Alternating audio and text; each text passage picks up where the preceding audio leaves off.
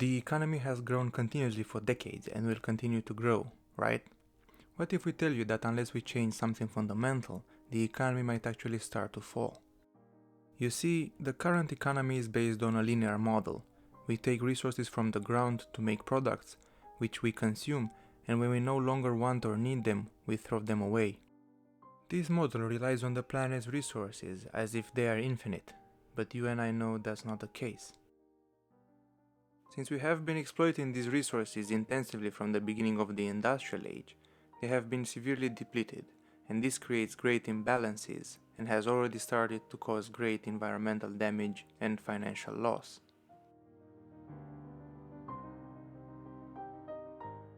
A company in this linear economy buys resources at the lowest possible price, transforms them into products, and then it tries to sell as many of these products as possible. And what is the problem with this? Well, in short, the manufacturing companies do not plan what will happen with the products once they reach their end of life. Most of the time, these products become waste, even though they might still be valuable because of the materials from which they are manufactured. Think about the old electronics. Most of them are either stored somewhere in our homes or have been simply thrown away as waste. In both cases, they have been taken out of the economy.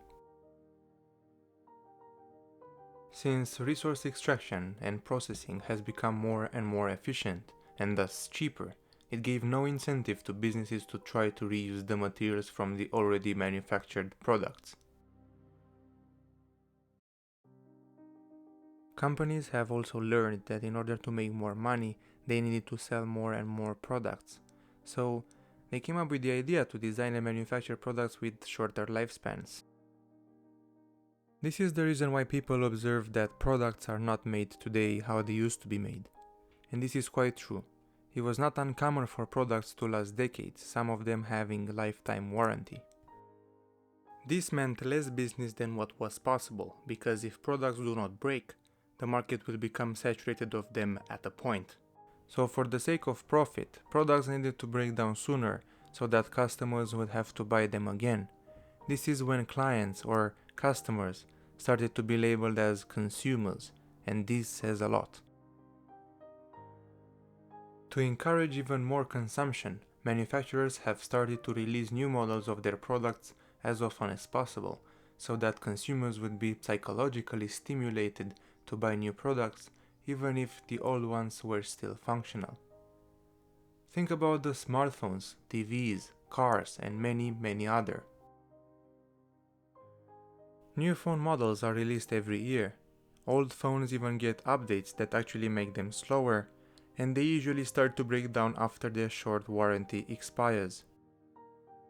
Manufacturers even advertise that their phones will have guaranteed software updates and support for only 3 years, so the planned obsolescence of the products is even advertised now. As you can imagine, this consumerism created a waste problem in our world. This is why our environment is getting more and more polluted. The recycling idea came along as the silver bullet solution, but it is still very inefficient. In a way, recycling makes things even worse, because it empowers people to consume even more, having the ease of mind that they recycle the waste they produce.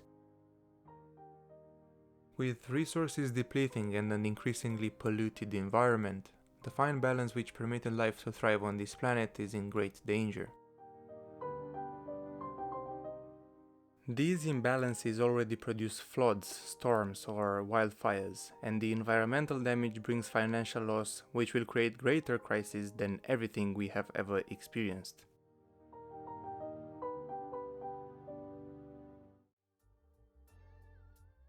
We need to understand that we cannot pursue infinite profit without consequences. We need to design out waste and pollution before the products even start to be manufactured. This can be done if we adopt a circular economy. We will cover this topic in our next video, so if you want to find out more, subscribe to our channel. Do not forget to like this video if you enjoyed it. We mentioned that recycling is problematic, but if you want to find out more, check out this video in which we explain why recycling is not the solution we all seek. See you next time.